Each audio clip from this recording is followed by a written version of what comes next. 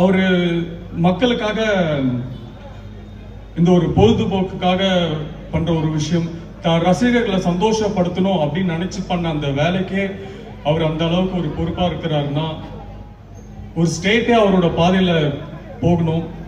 நம்மளை நம்பி நமக்கு ஓட்டு போட்டு நம்மளை இந்த இடத்த கொடுத்துருக்காங்கன்னு நினைச்சிட்டு இருக்க அவரு கண்டிப்பா இந்த பொறுப்பான வேலையை ரொம்ப அழகா பண்ணுவாரு. ஸோ அதனால திரும்ப திரும்ப எல்லாரும் எதிர்த்து இருக்கணும்னு சொல்லிட்டு அது ஒரு வேலையா பண்ணாதீங்கன்னு ரொம்ப கேட்டுக்கிறேன்.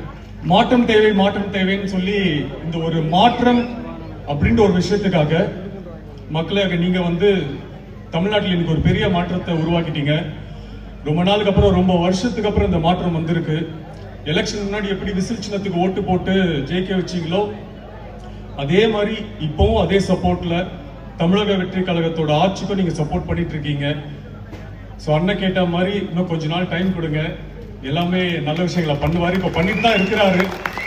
ஆல்ரெடி மக்களுக்கு தேவையான எல்லா நல்ல விஷயங்களும் பண்ணிட்டு தான் இருக்கிறாரு. இப்போ ரீசெண்டா 717 டாஸ்மார்க்ல க்ளோஸ் பண்ணதும் சரி, உமன் சேஃப்டி சிங்கப்பெண் அதிரடி படைன்னு ஒரு டீமை லான்ச் பண்ணதும் சரி, அப்புறம் மேடம் ஜெயலலிதா மேடம் நம்மளுக்கு கொடுத்த 100 யூனிட் கரண்ட் இப்போ 200 யூனிட் கரண்டா இலவசமா பண்ணியிருக்காரு. ஸோ இந்த மாதிரி நிறைய விஷயங்களை நம்ம அண்ணன் தளபதி என்ன பண்ணிட்டு தான் இருப்பாரு.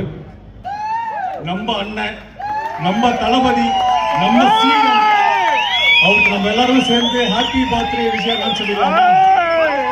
Happy birthday Vijayanna, love you நா, லவ் யூ நா,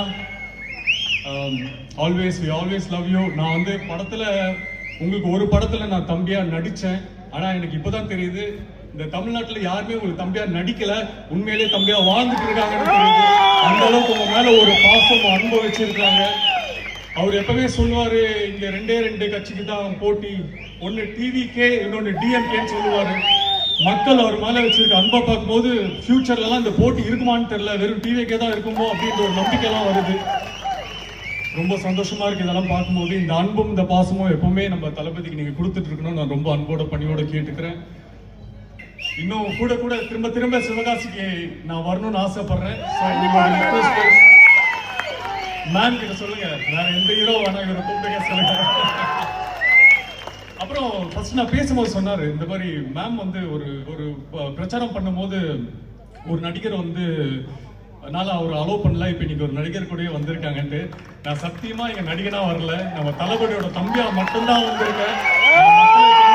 தளபதி தம்பி தான், நடிகன்லாம் இல்ல.